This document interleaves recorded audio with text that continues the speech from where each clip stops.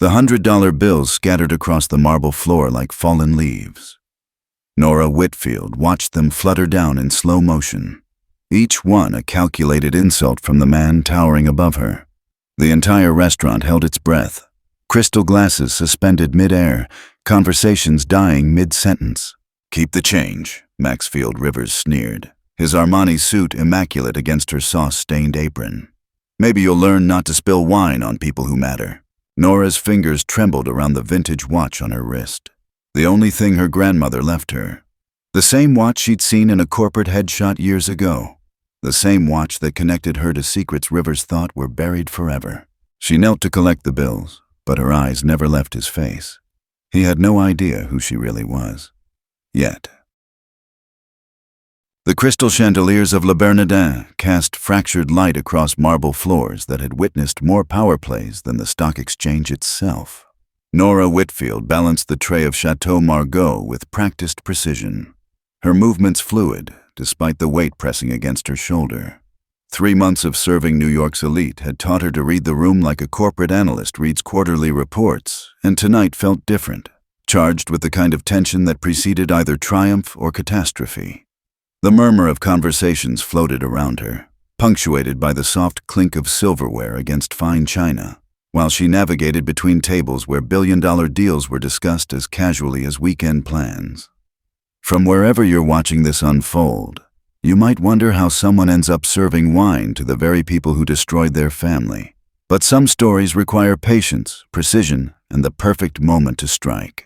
Maxfield Rivers entered the restaurant like a storm front moving across clear skies, his presence immediately shifting the atmospheric pressure of the dining room.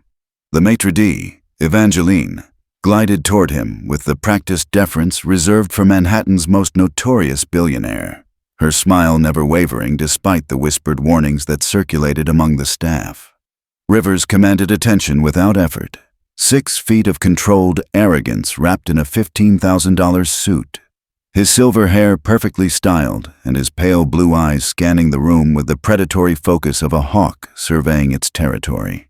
He moved with the confidence of a man who had never been denied anything, never been challenged, never been held accountable for the wreckage he left in his wake. Nora felt her pulse quicken as she watched him from across the room, her grip tightening imperceptibly on the wine bottle she held.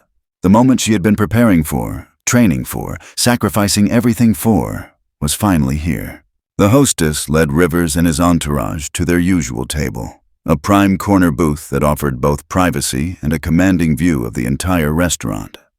Nora observed how the other diners subtly turned to acknowledge his presence, some with barely concealed reverence, others with the careful neutrality of those who knew better than to show either admiration or disdain. His companions were the usual suspects. Harold Grimes, the portfolio manager with nervous hands who laundered money through offshore accounts. Sandra Volkov, the ice-cold attorney who specialized in making inconvenient people disappear through legal maneuvering. And Thomas Way, the accountant whose creative bookkeeping had funded more than one political campaign. They settled into their seats with the casual arrogance of people who believed themselves untouchable, their voices carrying just loud enough for her to catch fragments of conversation about quarterly projections and regulatory obstacles. Nora smoothed her black apron and moved toward their section, each step measured and deliberate, the vintage Cartier watch on her wrist catching the light like a silent alarm counting down to 0 hour. Dashiell caught her eye from behind the stainless steel pass, his weathered face creased with concern as he arranged garnishes on the evening's featured appetizers.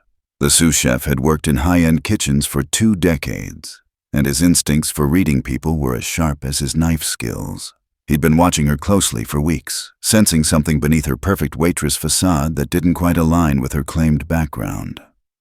Tonight, his usual easy smile was replaced by a tension that mirrored her own, and when their eyes met, he gave her an almost imperceptible nod that could have meant anything from good luck to be careful. She returned the gesture with a slight tilt of her head, grateful for whatever protection his friendship might offer, but knowing that the path she was about to walk was one she had to navigate alone. The weight of her grandmother's watch against her wrist felt heavier with each step, a tangible reminder of everything that had been stolen from her family, and everything she was about to reclaim. Rivers barely glanced up as she approached their table, his attention focused on the financial documents spread across the white tablecloth like battle plans. His fingers, manicured and adorned with a platinum signet ring bearing his family crest, drummed impatiently against the table's edge while he spoke in low, measured tones about leveraging pension funds and restructuring debt obligations. Nora positioned herself at the perfect angle, close enough to hear their conversation but far enough to appear merely attentive to their dining needs, her body language projecting the invisible servitude that wealthy men like Rivers expected from working-class women. She began to pour the wine with theatrical precision, the deep red liquid catching the light as it cascaded into crystal glasses worth more than most people's monthly rent. The irony wasn't lost on her that she was serving a vintage from the same year her father had tried to expose Rivers' corruption, back when she still believed that justice was something that could be achieved through proper channels and legitimate institutions. The accident happened exactly as she had rehearsed it in her mind 100 times. A slight tremor in her hand, a barely perceptible shift in the bottle's angle, and suddenly the Chateau Margaux was painting Rivers' custom Italian shirt in deep crimson stains. The wine spread across the expensive fabric like spilled blood, and for a moment, the entire dining room fell silent, except for the soft splash of liquid hitting marble. Rivers shot to his feet with explosive fury, his face transforming from corporate composure to barely contained rage in the span of a heartbeat, while his companions recoiled from the spreading pool of wine that threatened their own pristine clothing. Nora stumbled backward with perfectly calculated shock, her eyes wide with apparent horror at what she had done, her hand flying to her mouth in a gesture of mortified apology. The performance was flawless. Every gesture, every expression, every trembling movement designed to reinforce his perception of her as nothing more than a clumsy, expendable service worker who had just made the mistake of her lifetime. "You incompetent little—" Rivers' voice cut through the air like a blade, his words carrying across the hushed restaurant with lethal precision. Every patron turned to witness the spectacle, their conversations forgotten as they watched one of Wall Street's most powerful men unleash his fury on a waitress whose monthly salary probably didn't cover his wine budget for a single evening. Nora kept her eyes downcast, her shoulders hunched in apparent shame while she absorbed every word of his tirade, cataloging each insult and threat. For the psychological profile she had been building on him for months. His reaction was even more extreme than she had anticipated. The public humiliation seemed to awaken something primal in him, a need to assert his dominance that went far beyond what the situation warranted. She could feel the weight of dozens of stares, some sympathetic, others entertained by the drama, but all serving as witnesses to the kind of man Maxfield Rivers truly was when he thought no one important was watching. Rivers reached into his jacket and withdrew a leather wallet thick with $100 bills, his movements sharp and deliberate as he began peeling them off one by one. "Since you're obviously too stupid to do your job properly," he snarled, throwing the bills at her feet where they scattered across the wine-stained marble like green confetti, "maybe this will teach you something about consequences." Each bill that hit the floor was accompanied by another cutting remark about her intelligence, her worth, her place in the social hierarchy he had spent his life constructing and defending. Nora watched the money fall around her feet, her expression carefully maintained in the mask of humiliated gratitude that he expected to see, while inside she felt the cold satisfaction of watching him reveal exactly who he was to a room full of potential witnesses. The vintage watch on her wrist seemed to pulse with its own heartbeat as she knelt to collect the scattered bills, her fingers brushing against the cold marble while she whispered the word that had sustained her through months of preparation. "Soon." The modest studio apartment in Queens looked nothing like the Manhattan penthouse Nora had once called home, its cramped quarters a stark reminder of how far her family had fallen since Maxfield Rivers had destroyed everything they had built over 3 generations. Newspaper clippings, financial documents, and printed emails covered every inch of the walls like a detective's investigation board, connected by red string that traced the intricate web of corruption she had been mapping for the past 3 years.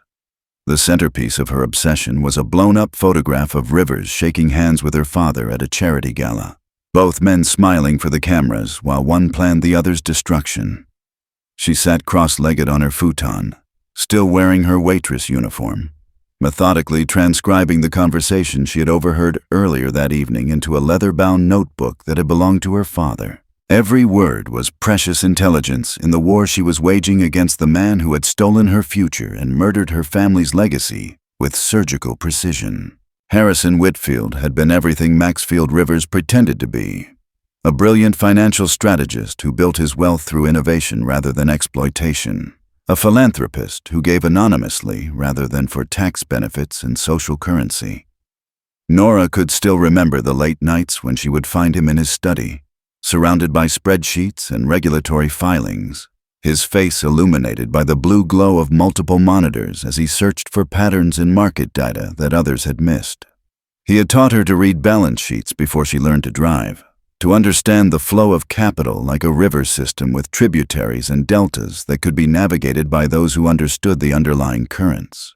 When Rivers had approached him about a merger between their firms, her father had been flattered by the attention from such an established name on Wall Street, never suspecting that he was being evaluated not as a potential partner but as a target for systematic destruction.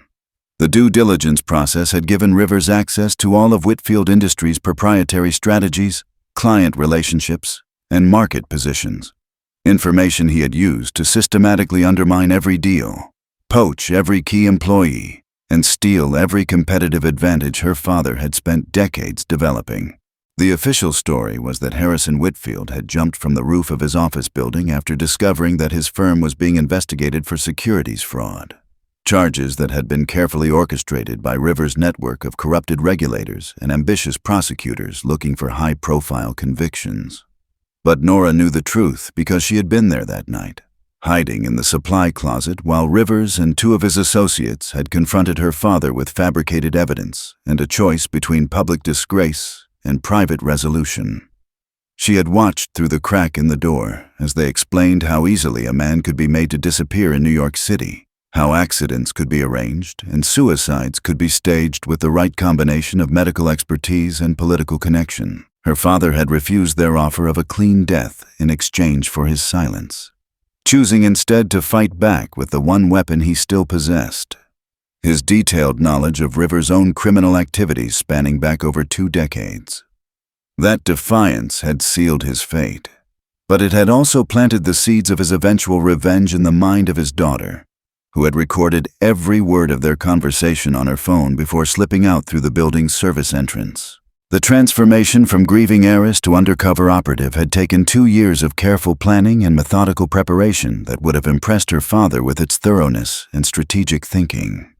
Nora had liquidated every asset she could access without triggering legal scrutiny, sold her luxury car and designer clothing, and moved to Queens under an assumed identity that she had constructed with the help of underground networks that specialized in helping domestic abuse survivors disappear from their attackers.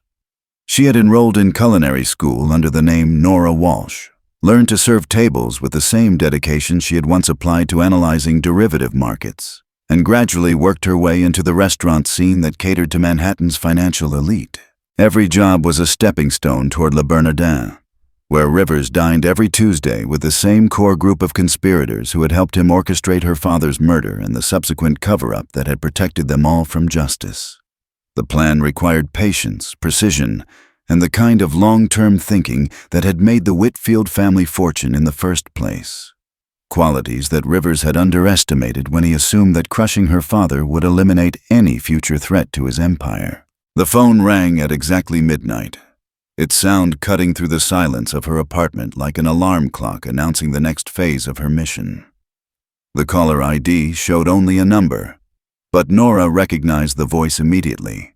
Agent Isadora Kane, the FBI investigator who had been pursuing Rivers for securities fraud, money laundering, and racketeering for the past 5 years without success. Their partnership had begun 6 months ago when Kane had approached her with an offer that seemed too good to be true. Federal resources and legal protection in exchange for inside access to Rivers' inner circle and the evidence needed to bring down his entire network. The conversation was brief and coded, but the message was clear. Rivers had accelerated his timeline for eliminating loose ends, which meant that Nora's window for gathering actionable intelligence was closing faster than they had anticipated. Kane's voice carried an urgency that hadn't been there in their previous conversations.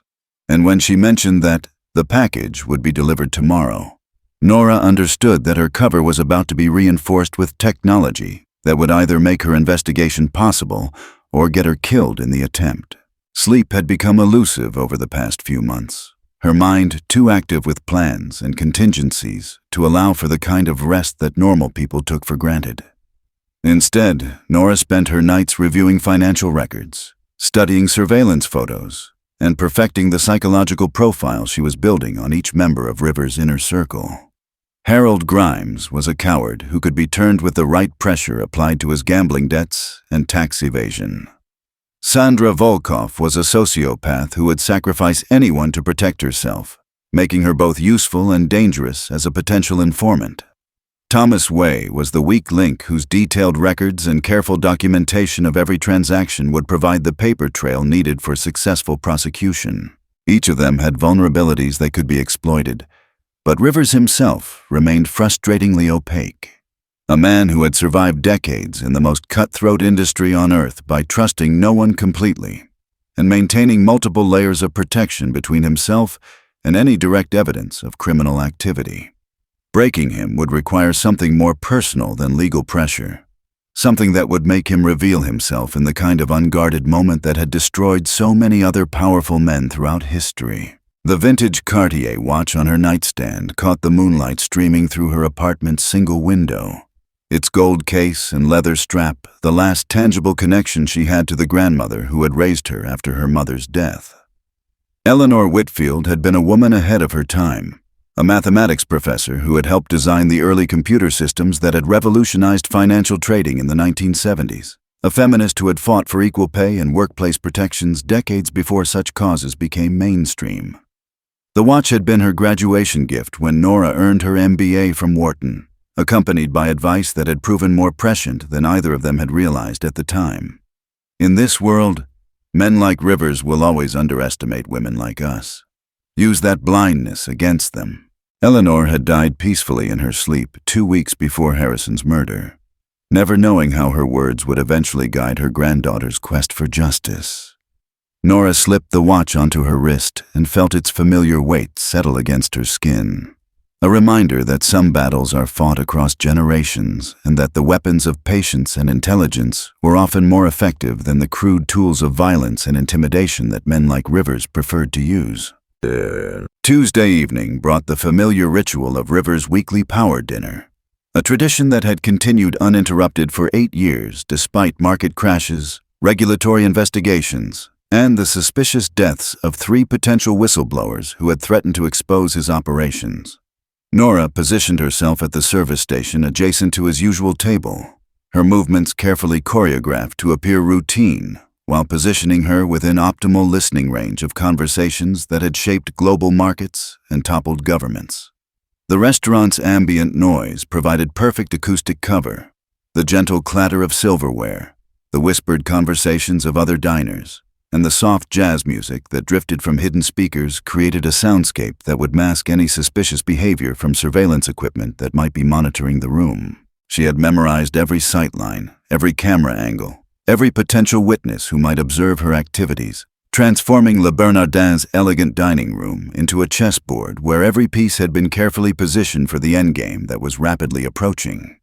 Tonight's conversation would determine whether months of preparation had been worthwhile, or whether she would need to abandon her mission before Rivers' growing paranoia turned lethal. The discussion began with routine business, quarterly earnings projections, regulatory compliance issues, and the kind of market manipulation that had become so normalized among Rivers' circle that they discussed it with the casual indifference of farmers talking about crop rotations.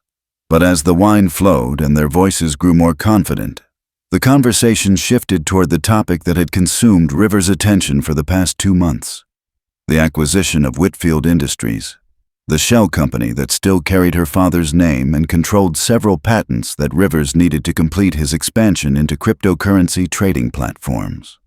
Sandra Volkov spread legal documents across the table like tarot cards revealing the future, her manicured fingers tracing through clauses that would transfer ownership of Harrison Whitfield's intellectual property to Rivers' conglomerate for a fraction of its true value. The irony was suffocating. Nora was serving wine to the people who were devouring the last remains of her family's legacy, while discussing her father's murder as if it had been a minor administrative inconvenience that had been resolved with appropriate efficiency and minimal exposure. The Whitfield situation was messier than necessary, Rivers said, his voice carrying the tone of a CEO reviewing a quarterly performance report that had missed its targets by an acceptable margin. Harold Grimes nodded nervously, his hands shaking slightly as he reached for his wine glass, while Thomas Way made notes in the leather portfolio that never left his side during these dinners.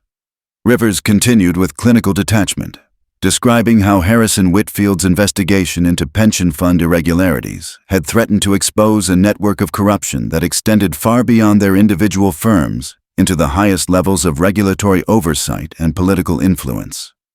The murder had been professionally executed, a staged suicide that had satisfied both the police investigation and the media coverage, allowing Rivers to acquire Whitfield Industries' assets through a bankruptcy proceeding that he had orchestrated through shell companies and corrupted court officials.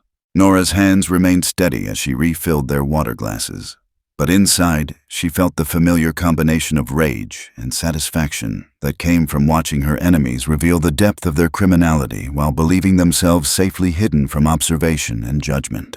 The conversation took a darker turn when Rivers mentioned the cleanup phase that would eliminate remaining loose ends from the Whitfield investigation, a reference that made Sandra Volkov glance nervously around the dining room before leaning closer to hear the details.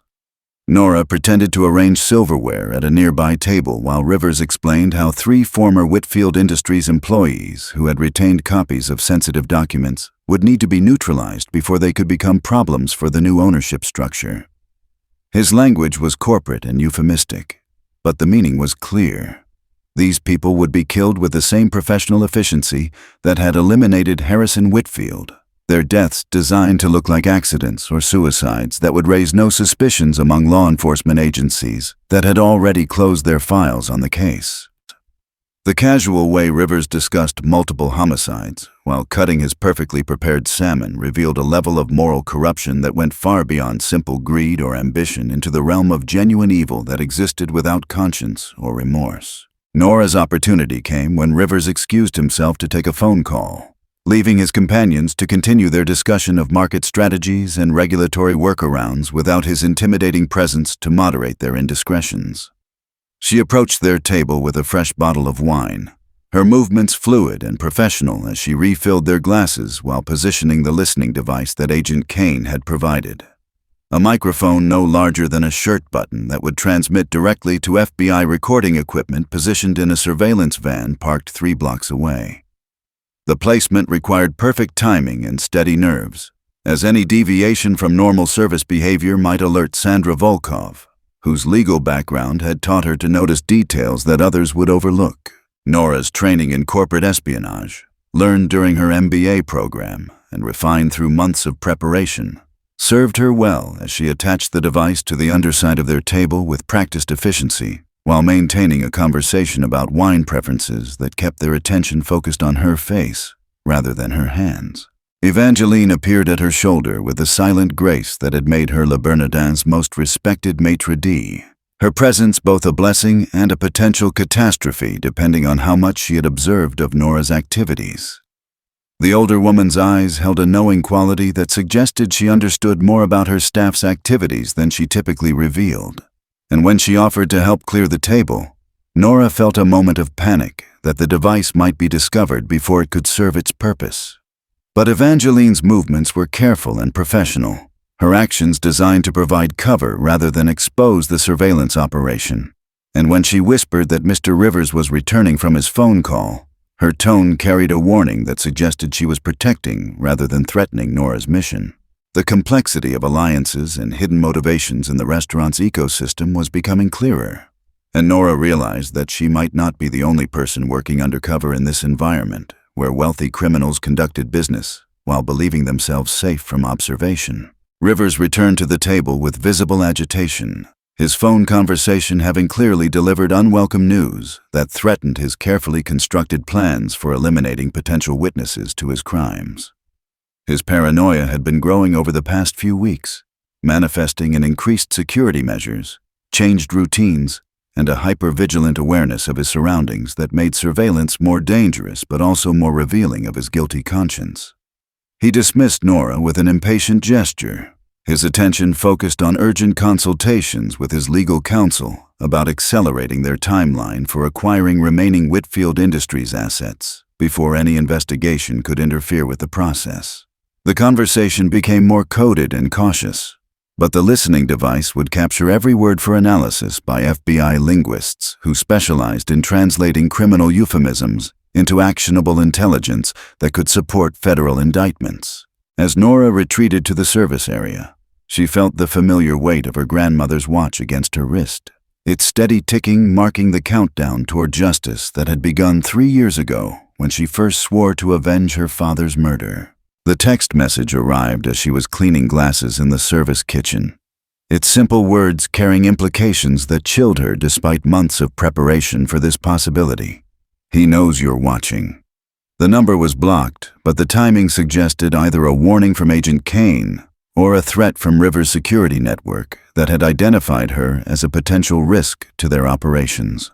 Either way, her cover was compromised and her mission had entered its most dangerous phase, where a single mistake could result in her joining the growing list of people who had died for threatening Maxfield Rivers' empire. Nora deleted the message and continued her work with apparent calm, but her mind was already calculating escape routes, backup plans, and the accelerated timeline that would determine whether she lived long enough to see her father's killer face justice, or became another casualty in a war that had been raging in the shadows of Manhattan's financial district for decades. The surveillance team was professional, but not invisible. Nora spotted them within minutes of arriving for her Wednesday evening shift, their positions carefully chosen to monitor every entrance and exit of Le Bernardin while maintaining the appearance of casual pedestrians and restaurant patrons. Rivers had clearly decided that subtlety was less important than security, a shift in strategy that suggested his paranoia had evolved into genuine fear of exposure that might drive him toward increasingly desperate measures. 2 men in expensive suits lingered at the bar, nursing drinks they never finished, their eyes constantly scanning the room while maintaining conversations with the practiced casualness of federal agents or corporate security specialists who had learned their trade in government service. Another operative had positioned herself at a corner table with clear sight lines to the kitchen entrance, her designer handbag positioned to conceal recording equipment or weapons that would allow her to intervene if the situation required immediate action. The escalation was both expected and terrifying. Rivers was preparing for war, and Nora realized she had become the primary target in a conflict that would determine whether justice or corruption would ultimately prevail. Rivers himself arrived an hour later than usual, his routine disrupted by security protocols that required advanced teams, alternate routes, and contingency planning that transformed a simple dinner reservation into a military operation designed to protect a man who had survived decades of criminal activity by trusting no one and eliminating threats before they could fully manifest. His entourage was smaller tonight. Only Harold Grimes accompanied him, the nervous accountant's hands trembling more visibly than usual as he clutched a briefcase that probably contained evidence of financial crimes serious enough to warrant Rivers' increased security measures. When Evangeline approached to escort them to their table, Rivers waved her away with uncharacteristic rudeness, his pale eyes scanning the dining room with the predatory intensity of an apex predator who sensed danger in his territory but couldn't identify its exact location. Nora felt those eyes settle on her for a moment longer than professional courtesy would justify, and she realized that their cat-and-mouse game had entered a new phase where both hunter and prey were fully aware of each other's presence and intentions. "I specifically requested Nora as our server tonight," Rivers announced when the hostess began to explain the evening's staff assignments, his voice carrying across the dining room with deliberate volume that ensured every patron and employee would hear his declaration. The request was both a psychological warfare tactic and a practical necessity.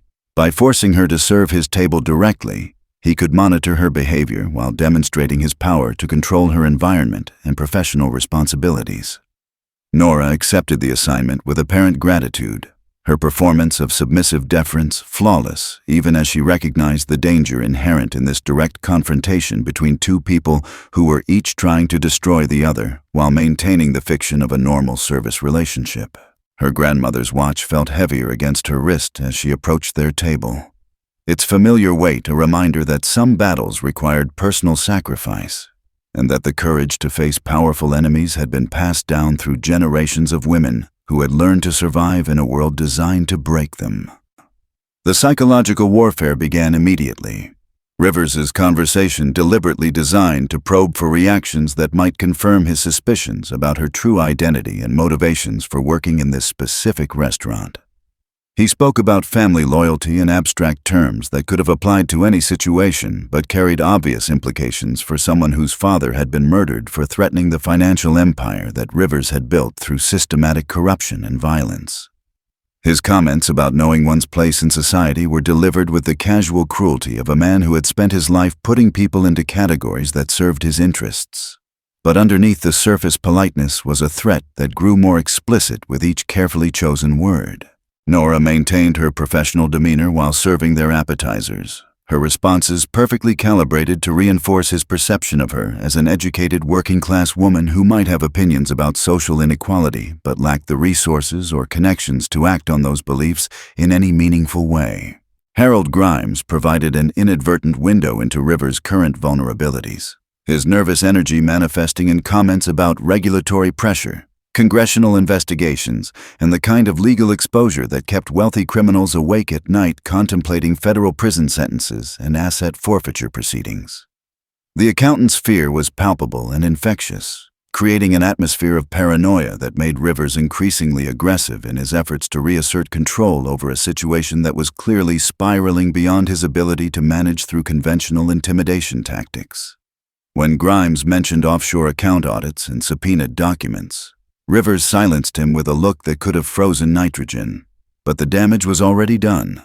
Nora now understood that their timeline for completing the Whitfield Industries acquisition was being driven by legal pressures that made delay potentially catastrophic for everyone involved in the conspiracy. The knowledge would be invaluable to Agent Kane's investigation, assuming Nora survived long enough to share it with federal authorities who were apparently closer to building a prosecutable case than Rivers had previously realized.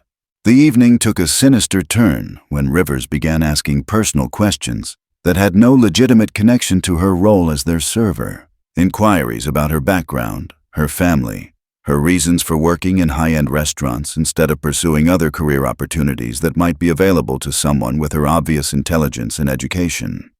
Each question was a fishing expedition designed to elicit information that might confirm his growing suspicion that she was not who she claimed to be. And Nora realized that her carefully constructed cover identity was being systematically dismantled by a man whose survival had depended on his ability to recognize deception and eliminate threats before they could fully develop. Her responses had to be perfect, detailed enough to be convincing, but not so specific that they could be easily verified. Personal enough to seem authentic, but not so revealing that they would compromise her mission or endanger the few people she still cared about in this world where trust had become a luxury she could no longer afford.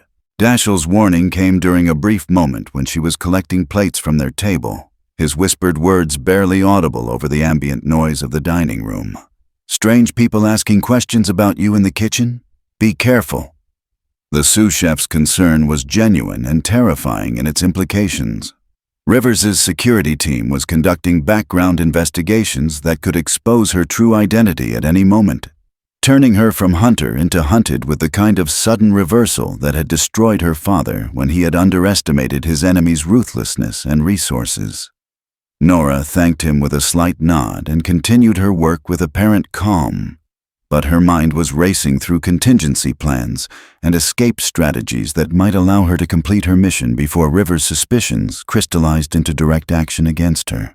The balance of power was shifting with each passing minute, and she realized that the window for gathering conclusive evidence was closing faster than either she or Agent Kane had anticipated when they had planned this operation months ago. The discovery that her apartment had been searched came when she returned home at nearly 2 in the morning, exhaustion making her less observant than usual, but not so careless that she failed to notice subtle signs that professionals had been through her belongings with systematic thoroughness. Books were returned to shelves in slightly different positions. Dresser drawers showed evidence of careful examination, and her laptop displayed signs that experts had accessed her files while leaving minimal evidence of their intrusion. The violation was both expected and deeply personal. Her private space had been invaded by people who represented everything she despised about a system that protected wealth and power at the expense of justice and human dignity. But the search had also been incomplete. Missing the storage unit across town where she kept the most sensitive evidence and the encrypted communications equipment that connected her to Agent Kane and the federal investigation that represented her only hope for legal rather than vigilante justice. Rivers was getting closer to the truth, but he hadn't yet discovered the full scope of the operation that was closing in around him like a carefully constructed trap that would either capture its prey or spring back with lethal force against those who had triggered its mechanisms. The emergency meeting took place in the abandoned subway platform beneath City Hall, a forgotten remnant of New York's early transit system that provided the kind of privacy and security that legitimate law enforcement operations required when conducting business that couldn't be compromised by electronic surveillance or bureaucratic oversight. Agent Isadora Kane emerged from the shadows with the practiced stealth of someone who had spent 20 years infiltrating criminal organizations. Her presence both reassuring and ominous as she carried news that would either validate months of dangerous work or confirm that Nora's mission had been doomed from the beginning. The fluorescent lights overhead flickered intermittently, casting shifting shadows that transformed the abandoned platform into a scene from a Cold War thriller where ordinary citizens became reluctant soldiers in battles they never chose but couldn't avoid. Nora descended the rusted stairs with growing trepidation, knowing that this conversation would determine whether she continued her undercover role or disappeared into witness protection before Rivers' growing paranoia turned lethal. "Your father was working with us long before Rivers had him killed," Kane revealed without preamble, her words echoing through the empty tunnel with the weight of secrets that had been buried for 3 years beneath layers of official reports and bureaucratic misdirection.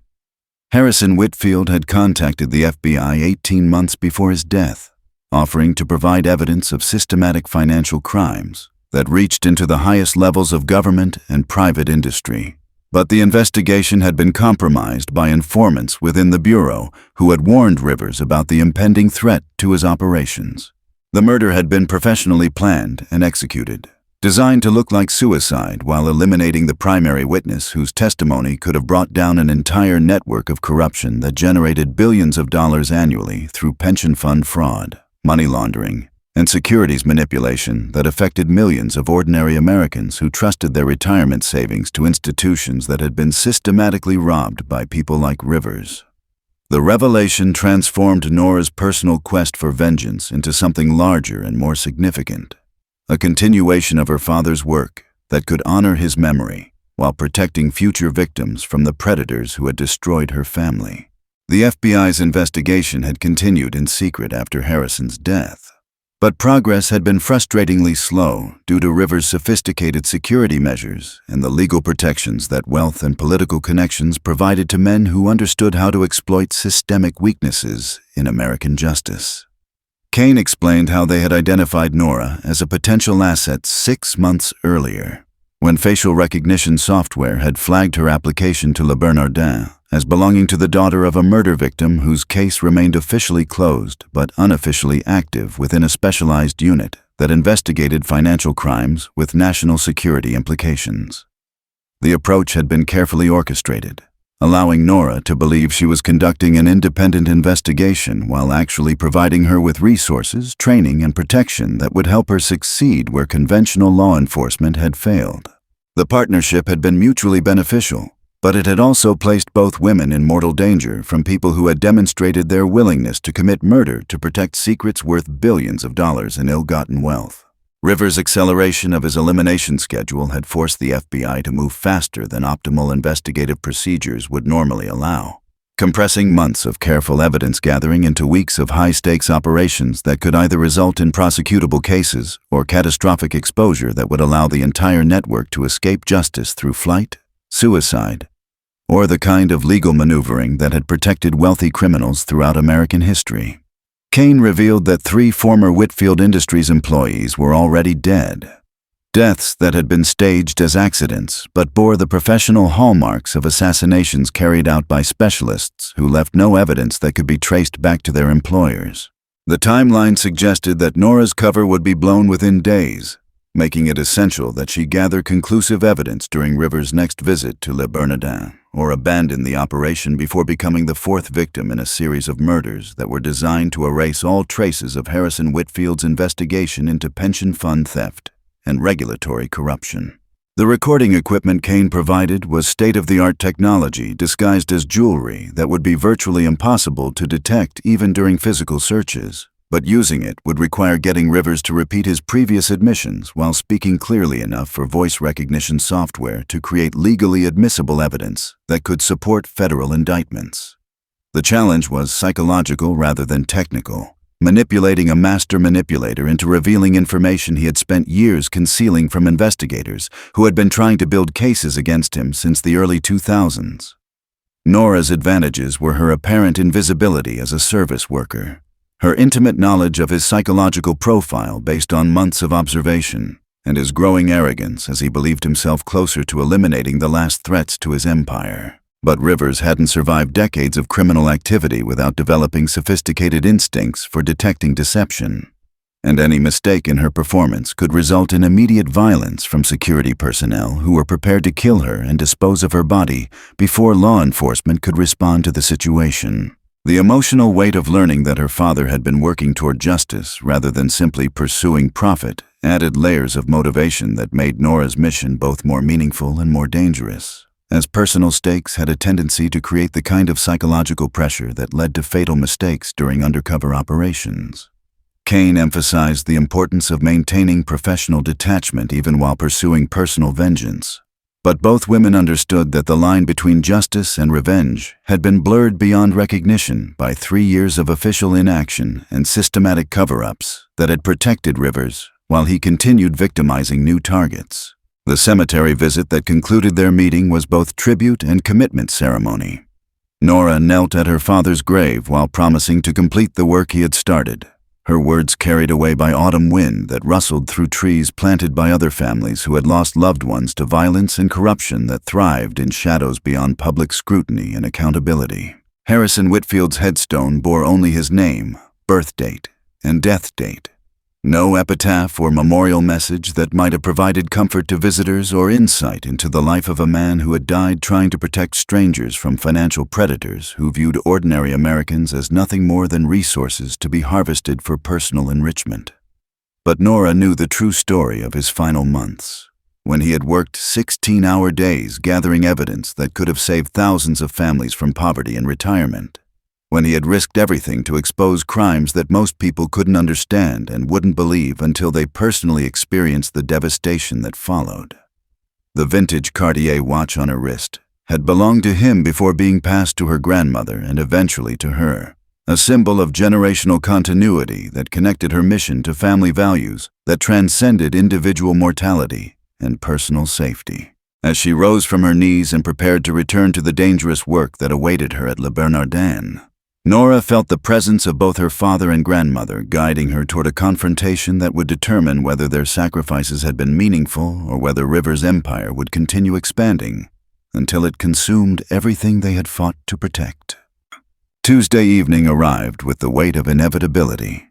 The restaurant's familiar rhythms transformed into a stage set for a performance that would determine whether months of preparation culminated in justice or tragedy. Nora's reflection in the service area mirror showed no trace of the fear that had kept her awake for the past 72 hours.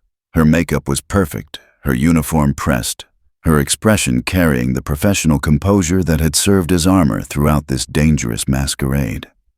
The recording equipment Kane had provided was invisible beneath her clothing, its sophisticated electronics designed to capture every word while remaining undetectable to conventional security sweeps that Rivers' paranoia might have implemented. But technology was only as reliable as the human operators who deployed it, and Nora knew that her performance tonight would require the kind of flawless execution that left no room for hesitation, doubt, or the natural human reactions that could expose her true purpose to a man whose survival depended on reading people with predatory accuracy. Rivers arrived with a larger entourage than usual, the presence of potential investors signaling that tonight's dinner would serve multiple purposes beyond the routine business discussions that had made Tuesday evenings at Le Bernardin a cornerstone of his weekly schedule for nearly a decade. The investors were carefully selected representatives of offshore funds and sovereign wealth vehicles that specialized in acquiring distressed assets through bankruptcy proceedings that could be manipulated by attorneys who understood how to exploit legal procedures for maximum profit extraction. Their presence meant that the Whitfield Industries acquisition was entering its final phase, with contracts and regulatory approvals positioned for immediate execution once the last potential complications had been eliminated through the methods that had served Rivers so effectively throughout his criminal career. Nora watched them settle into their expanded table arrangement, each face representing billions of dollars in capital that had been accumulated through the systematic exploitation of pension funds, retirement accounts, and insurance reserves that belonged to ordinary Americans who trusted their financial futures to institutions that had been corrupted beyond recognition or redemption. The conversation began with champagne toasts celebrating the successful completion of due diligence processes that had cleared the way for transferring Harrison Whitfield's intellectual property portfolio to Rivers' conglomerate at valuations that represented a tiny fraction of its true worth to cryptocurrency markets that were poised for exponential growth. Sandra Volkov distributed legal documents with the satisfaction of a prosecutor presenting evidence that would guarantee conviction. Her explanations of regulatory compliance and fiduciary responsibility delivered with the kind of shameless hypocrisy that characterized lawyers who had abandoned ethical constraints in favor of financial rewards that dwarfed anything available through legitimate practice. The investors asked detailed questions about market projections, competitive advantages, and risk mitigation strategies, but their primary concern was ensuring that no surviving witnesses or documentary evidence could threaten their ownership claims once the acquisition had been legally finalized through court proceedings that Rivers had spent months orchestrating through carefully placed bribes and political pressure. Rivers himself seemed almost giddy with approaching victory, his usual caution dissolved by expensive wine and the intoxicating prospect of completing a criminal enterprise that had consumed 3 years of planning and resulted in multiple murders that he had orchestrated with clinical precision. As Nora served course after course of Le Bernardin's signature dishes, she listened to him describe her father's final hours with the casual indifference of a man discussing livestock processing or waste management. Technical details that were necessary for efficient operations but too mundane to warrant emotional investment.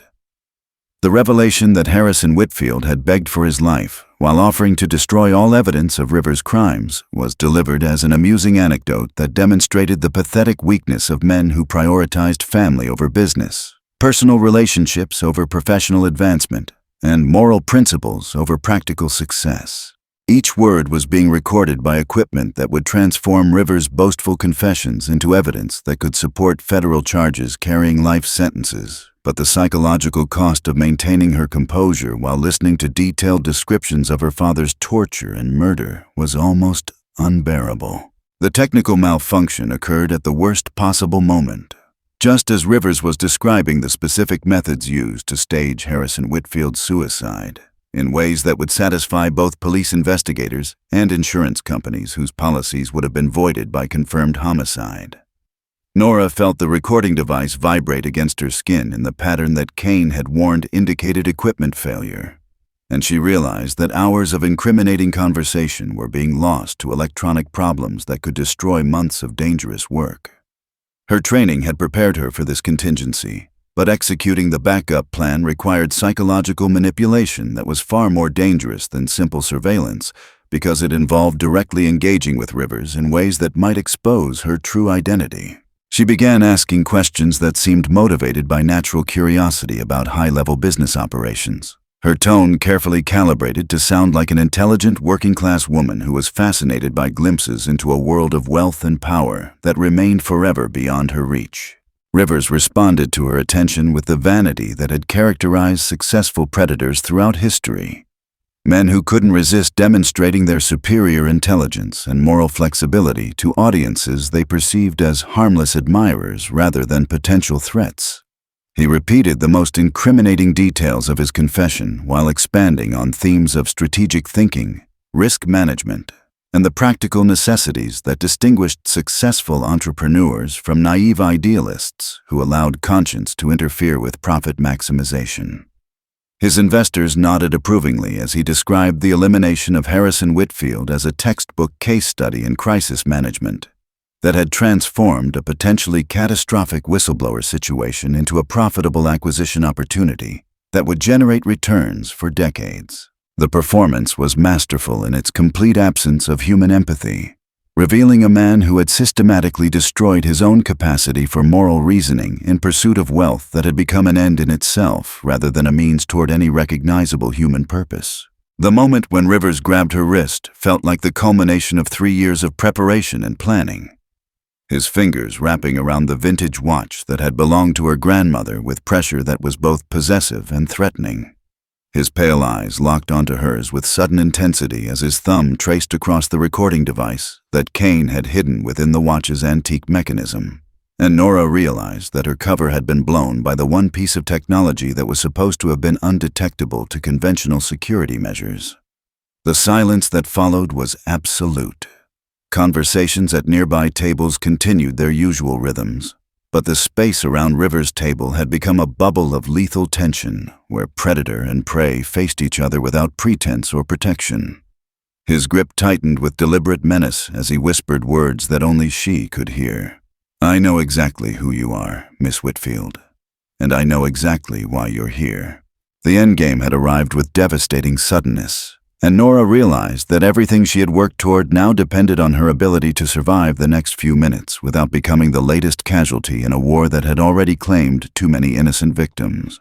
The revelation exploded through the dining room like a concussion grenade, shattering the civilized veneer that had masked months of careful deception and deadly preparation. Rivers's grip on Nora's wrist tightened as he stood slowly, his movements deliberate and controlled despite the rage that transformed his patrician features into something primitive and dangerous. "Ladies and gentlemen," he announced to the restaurant with theatrical calm, his voice carrying the authority of a man who had spent decades commanding boardrooms and congressional hearings. "We have an interesting situation here." The recording device in her grandmother's watch was crushed between his fingers with casual brutality. Its sophisticated electronics reduced to sparking fragments that fell onto Le Bernardin's marble floor like the scattered remains of her mission. But Nora felt no despair at this destruction. Only the cold satisfaction of knowing that backup systems had been recording his confession through equipment positioned throughout the restaurant by FBI technicians who had anticipated exactly this kind of discovery. Rivers' paranoia had made him thorough but not omniscient, and his need to demonstrate dominance was about to become the final mistake in a criminal career that had thrived on careful calculation and emotional restraint.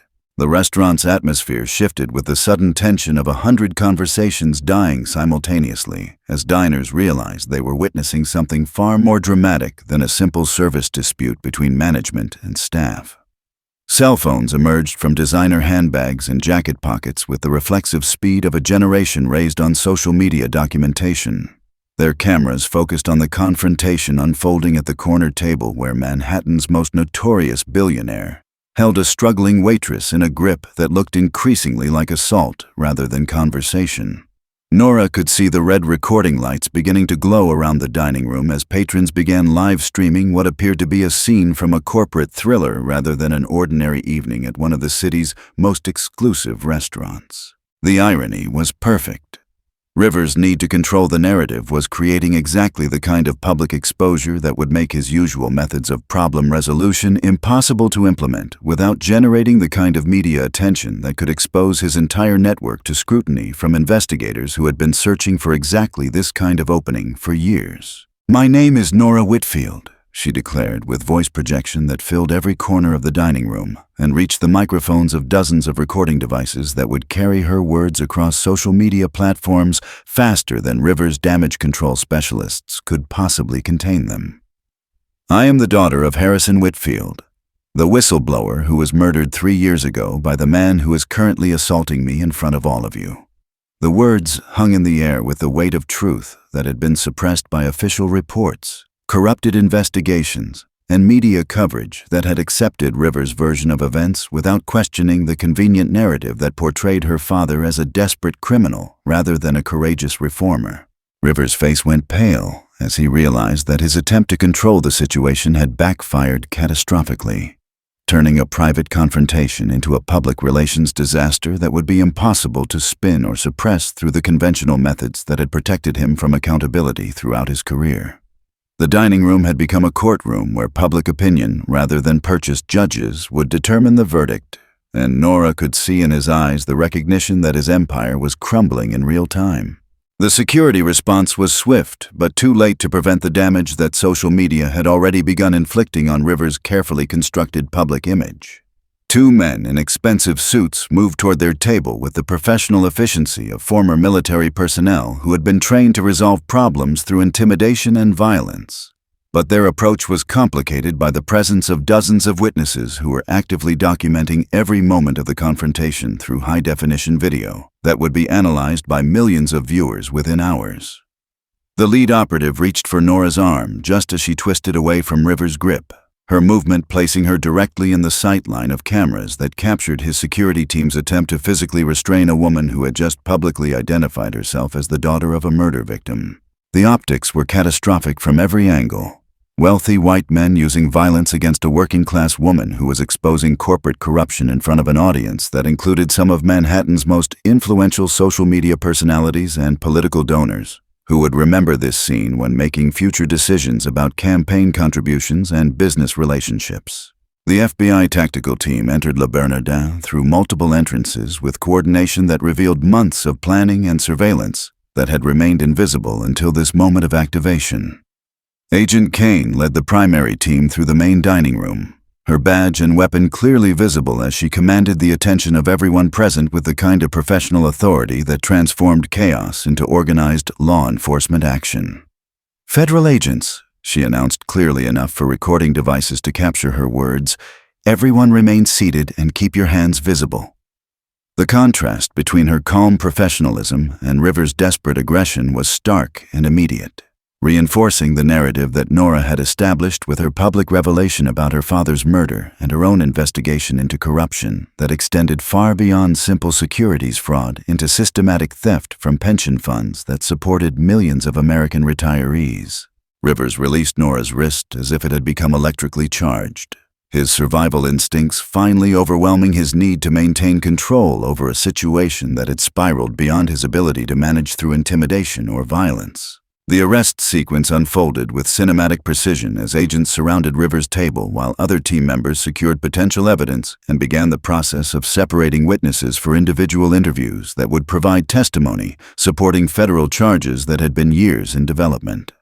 Sandra Volkoff was attempting to destroy documents when Agent Kane reached their table, her efforts to eliminate evidence creating exactly the kind of obstruction of justice charges that prosecutors loved because they were easy to prove and carried substantial mandatory minimum sentences that encouraged cooperation with ongoing investigations. Harold Grimes collapsed into his chair with visible relief, his nervous energy finally finding release in the knowledge that his cooperation with federal investigators would provide protection from the criminal liability that had been consuming his thoughts for months. As Rivers' elimination schedule had accelerated toward targets that included anyone with detailed knowledge of the pension fund embezzlement scheme. Thomas Way was already reaching for his briefcase when agents instructed him to step away from the table, his accountant's instincts recognizing that the detailed financial records he had maintained throughout his career would become the foundation for prosecutions that could dismantle the entire network of corruption that had generated billions in illicit profits. The moment of perfect dramatic irony arrived when Evangeline removed her maitre d' jacket to reveal the FBI windbreaker underneath.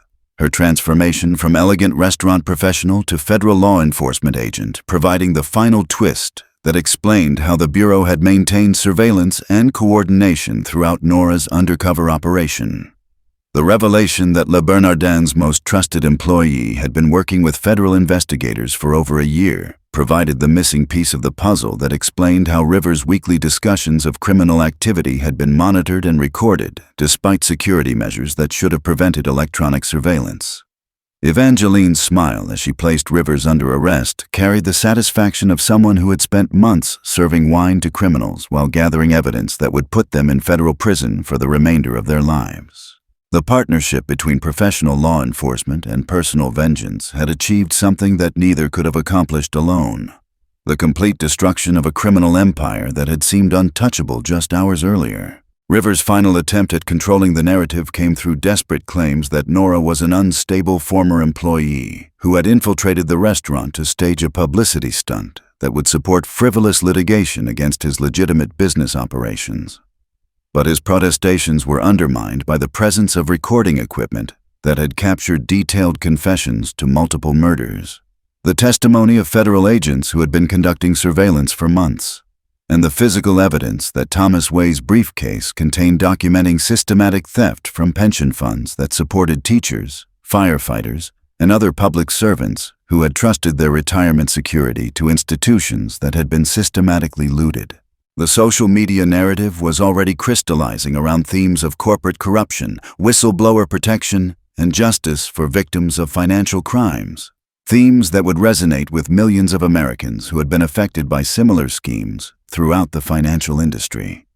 Rivers' empire was collapsing in real time, broadcast live to audiences that would ensure his conviction in the court of public opinion even before federal prosecutors could bring their cases to trial. 6 months later, the federal courthouse in Lower Manhattan buzzed with the kind of energy that accompanied high-profile trials where decades of corporate corruption finally faced accountability under the harsh fluorescent lights of public scrutiny and legal judgment. Nora walked through the marble corridors with the confidence of someone who had survived the transformation from victim to witness, her testimony over the past 3 weeks having provided prosecutors with the human narrative that connected abstract financial crimes to real suffering experienced by thousands of families whose retirements had been stolen by men who viewed ordinary Americans as nothing more than resources to be harvested for personal enrichment. The vintage Cartier watch on her wrist had been repaired and restored, its antique mechanism now serving as a symbol of generational resilience rather than surveillance equipment. A reminder that justice sometimes required patience measured in years rather than immediate satisfaction that might compromise long-term accountability.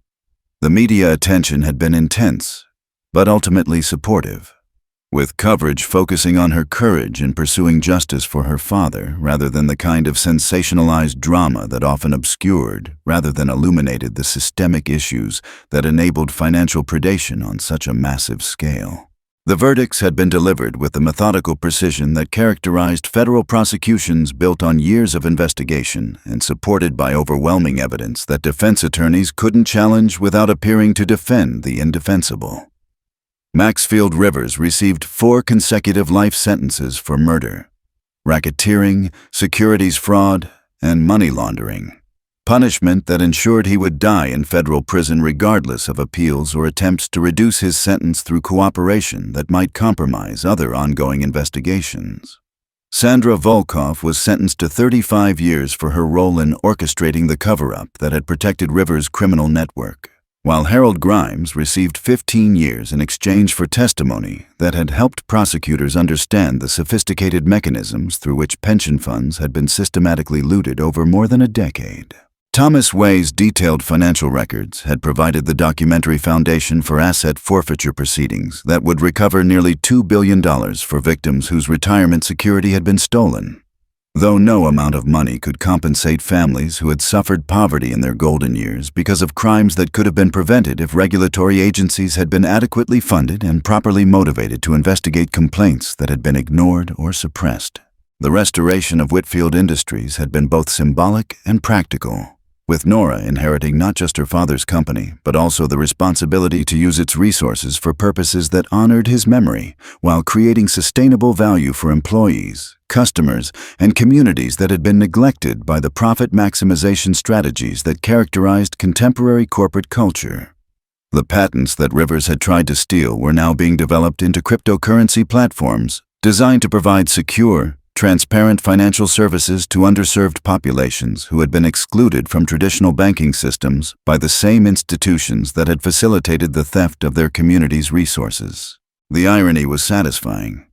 Harrison Whitfield's intellectual property was being used to create exactly the kind of ethical financial innovation that he had envisioned before his murder. While the profits generated by these ventures would fund advocacy organizations that work to prevent future victims from experiencing the kind of systematic exploitation that had destroyed so many families. The transformation from personal tragedy to social purpose had taken 3 years to achieve, but the result was a legacy that extended far beyond individual revenge to encompass institutional change that might protect future generations from similar predation. Le Bernardin had resumed its normal operations within weeks of the dramatic arrests that had transformed one of Manhattan's most exclusive restaurants into the setting for a confrontation between justice and corruption that would be studied in business schools and law schools for decades. Daschle had been promoted to head chef, his loyalty and discretion during the undercover operation earning him both professional advancement and the kind of respect from staff and patrons that money couldn't purchase. His cooking had always been exceptional, but now it carried the additional satisfaction of knowing that his skills had provided cover for an investigation that had brought down criminals who had seemed untouchable just months earlier. When Nora returned to dine as a customer rather than an employee, their reunion was emotional but professional. Two people who had shared dangerous secrets without fully understanding the stakes involved until the final confrontation had revealed the true scope of what they had been fighting to achieve. The restaurant's atmosphere had been subtly transformed by the knowledge that justice was possible, even in environments where wealth and power seemed to provide absolute protection from accountability and consequences. Agent Kane had been promoted to head the FBI's new Financial Crimes Against Retirement Security Task Force, a specialized unit created in response to congressional hearings that had exposed the systematic vulnerabilities in pension fund oversight that had enabled Rivers' network to operate without detection for over a decade. Their partnership had evolved into a professional relationship focused on identifying and prosecuting similar schemes throughout the financial industry, with Nora's experience as both victim and undercover operative providing insights that helped federal investigators understand how sophisticated criminals exploited regulatory gaps and political connections to protect themselves from law enforcement scrutiny. The success of their collaboration had led to invitations for congressional testimony, academic conferences, and media interviews that helped educate the public about financial crimes that were often too complex for ordinary citizens to understand until they personally experienced the devastating consequences of systematic theft disguised as legitimate business operations. The work was emotionally demanding but professionally fulfilling, providing a sense of purpose that transformed personal tragedy into social mission. The final scene played out in the cemetery where Harrison Whitfield was buried among other victims of violence who had died trying to protect people they would never meet from predators who viewed human suffering as an acceptable cost of doing business. Nora placed newspaper clippings documenting Rivers' conviction and sentencing on her father's grave, their headlines providing the vindication that had seemed impossible during the dark months when official investigations had been corrupted and media coverage had accepted false narratives without questioning the convenient explanations that protected powerful criminals from accountability. The vintage watch gleamed in afternoon sunlight that filtered through autumn leaves, its steady ticking marking time that had finally bent toward justice despite years of systematic efforts to suppress truth and protect corruption. Her grandmother would have been proud of the courage required to confront powerful enemies without becoming corrupted by the same moral compromises that had enabled their crimes. And her father would have been satisfied that his sacrifice had not been in vain, but had instead inspired the kind of resistance that could protect future victims from experiencing similar devastation. The corporate lobby of the rebuilt Whitfield Industries featured a display case containing her grandmother's watch alongside photographs and documents that told the story of 3 generations of a family that had chosen integrity over profit, courage over safety, and justice over personal convenience when circumstances had demanded such choices. Young employees would pass this display daily, learning that business success could be achieved through ethical means and that corporate leadership carried responsibilities to communities, employees, and society that extended far beyond quarterly earnings and shareholder returns. The cycle of justice continued through mentorship programs that connected experienced professionals with emerging leaders who were committed to building an economy that served human needs rather than exploiting human vulnerabilities for the benefit of predators who had accumulated wealth through systematic theft disguised as sophisticated financial innovation. Where you're watching this story unfold from doesn't matter as much as remembering that ordinary people have the power to hold extraordinary criminals accountable when they possess the courage to pursue justice, regardless of personal cost, and the patience to build cases that can withstand the sophisticated defenses that wealth and power typically provide against consequences and accountability. The end. So, remember that justice isn't just about punishment. It's about prevention, protection, and building systems that serve everyone rather than enabling the few to exploit the many.